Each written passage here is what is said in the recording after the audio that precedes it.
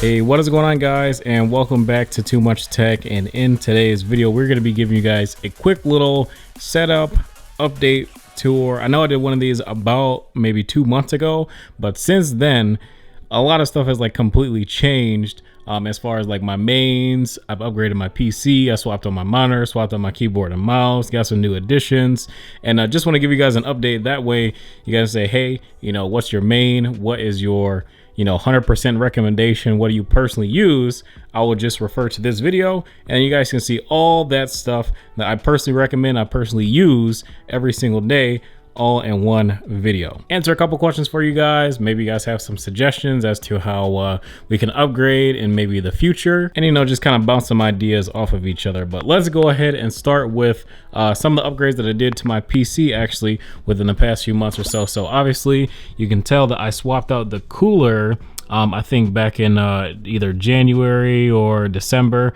The cooler that I use now is the Deep Cool Castle 240, because the 240 millimeter is all that could fit in my case. I even modded my case a little bit to put the fans up front, and then we got the color scheme going to match my new AM Pro 2 with my space cable, and then my Matrix Miami keycaps too. So obviously we want everything to match, so that is why we swapped out the color scheme of just about everything in my setup. I don't know, this like pink and green ish, this like minty blue, I kind of messed with it. Of course, we got the white Corsair Vengeance RAM over there glowing, Corsair RGB strips, Corsair RGB fans. These are the LL series. I got the what is it, the SP series or something like that. They just didn't look as good. I tried some Thermaltake fans because I was just gonna be like, it's just RGB, I'll just get the cheap ones, whatever.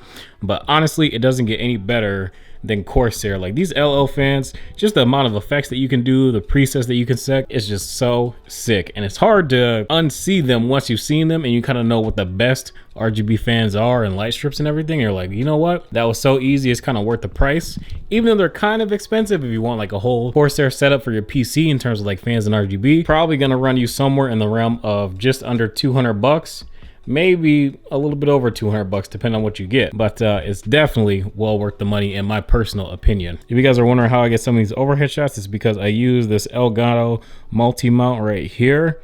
I have like obviously the desk mount, there's like a little extender that I use, it's on the floor right now. I slide this up, I use the extender, and then it holds my Sony RX100, and that will capture the overhead shots that I use for like unboxings and stuff like that. Over here is kind of like my B-roll and review table. Probably seen it a million times. I've kind of been switching up a little bit with like some of the different colors and stuff. Obviously you won't see right now because I don't have it out, but I have been trying to switch it up because I know the same table obviously gets a little stale after a while, so we're trying to change it up a little bit for you guys. But currently still working on the Ducky 1-2 mini review, and then the SteelSeries Apex Pro review is going to be coming up after this video, so stay tuned for that. We have my Dream cable right here for keyboards, Aviator, USB cable coiled, my scale for mice, some lights behind there, some other film stuff, and a box for the monitor. I gotta review my mic. This is the Sennheiser MKE 600. Let me know what you guys think of it. I'm not using it right now. Right now I'm using the Rode VideoMic Pro. Let me know how this one sounds for more of a little bit more of a vlog style. But for my regular videos, my out of frame camera shots with audio, obviously that's the mic that I use most of the time. So next, let's go over the monitors real quick. My main monitor that I use for editing and all that stuff, it's IPS. It's a curved 38-inch ultra wide from Dell, and I like it a lot. I don't love it. It's fine, there's nothing wrong with it, but my next monitor for sure is going to be the LG 5K ultra wide. It's 34 inches, so it's a little bit smaller, has a smaller footprint on my desk, and it actually gives me more resolution, which will give me a little bit more room to work. This one is fine for now. I don't have any major problems with it. It gives me enough, and the resolution is 1440p, but it's extended, so it's 1600p. And it's perfectly fine for right now. Definitely not a gaming monitor, that is 100% for certain, but for content creation, honestly, it's excellent. Even for watching content, it's really good too. And then we have this monitor here. This is the Asus TUF VG27A. This is my new main gaming monitor. It's 27 inches. Obviously I got a newer desk that's a little bit bigger, so I upgraded my monitor size. 27 inches, IPS, 165 hertz, and has HDR. And honestly, I enjoy it quite a bit, but I didn't drop from a 240 hertz monitor to a 165 hertz monitor for no reason. The bigger reason why I did it is because I wanted to try out Asus's extremely low motion blur reduction.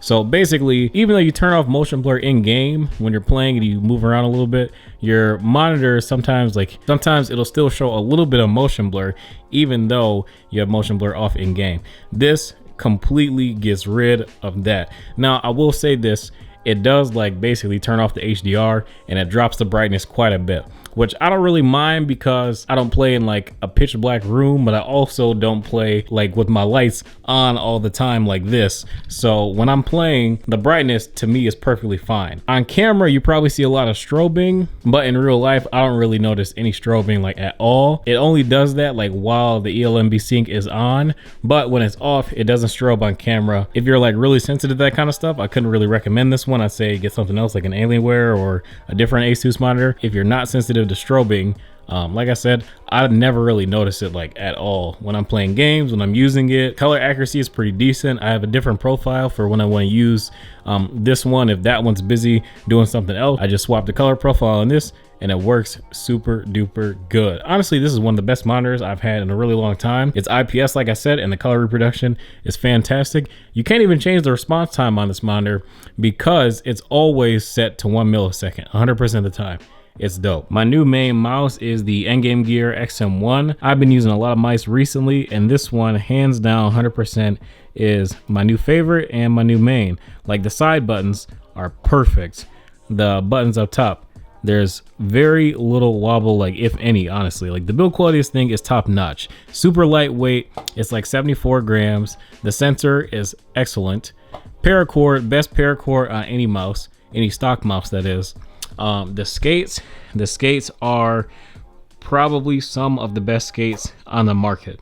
I'm sad that I got to replace them because I searched for like these stock skates to replace them because I ordered a pink paracord to match the rest of my keyboard setup. I couldn't find like the stock skates for the XM1, which is kind of sad, but I bought some Tiger Arc 2s and hopefully those will glide a little bit better than these stock skates. I haven't tried them though. I got them right here, so I really hope that those Arc 2s are an improvement over these stock skates because they're really freaking good, man. Like best stock skates on any mouse that I've tried recently, other than the Viper Ultimate. Like they're like on par with the Viper Ultimate, but these are a lot thicker too, so they should last longer in theory if you weren't gonna peel them back and put a new paracord on like I am. Over here we got my mouse basket. I just keep all my mice in here, so like my Hottie, Model O minus, Model D, Model O, waiting on some more skates for my regular Model O.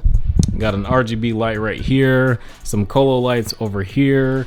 I do have like another Govee RGB light going under here. How I get this kind of spectrum effect, you can change it too. There's an iPhone app, but how I get this kind of effect, it's a TV RGB light, and you can like program like different stuff. It's really cool. Like I love it, and like change the colors and all that stuff. I have it do like this little wave. It's like little hacks. I'll leave a link in the description, obviously, to all the products in the video. But yeah, the RGB light I do like. Oh, this mouse pad, almost forgot about that. So this is the one of the Aorus mouse pads. I'll leave it in the description too. But this one, it's a hybrid mouse pad. This is a large version. This rubber base, honestly, like this thing, like you can't move it. Like in practice while you're playing, this thing does not move like at all. But the surface is like a mix between like rubber and cloth in terms of the feel. And like these XM1 skates, they just glide on it like butter, but you have like some really good control too. So I really appreciate that about this Aorus pad that I'm probably going to be using for about the next month until my artisan pad gets here. And you guys will know because I'm gonna take some pictures, spam Instagram, and I'm definitely probably gonna main it because I used it today and ooh, that thing is fire. I cannot wait for mine to come in.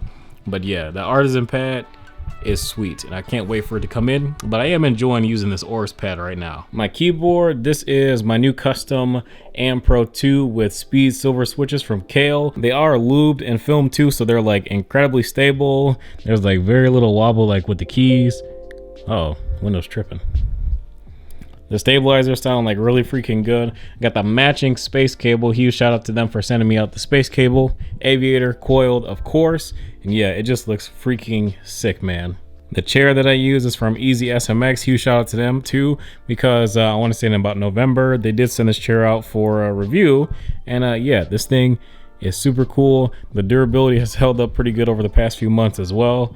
And super comfortable. It still does not hurt my back. This thing has been solid. It's not falling apart. As you can see, like the leatherette material is still together. No rips, no tears, no nothing.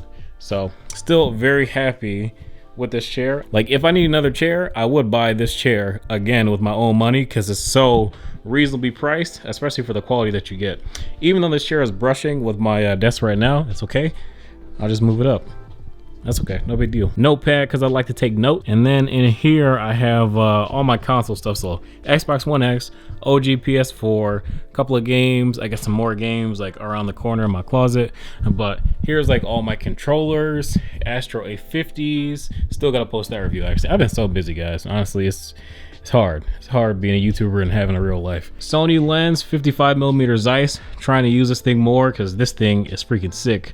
I love it. My main lens, Tamron 28-75, and then the lens that I'm shooting out right now is the wide angle Tamron 17-28.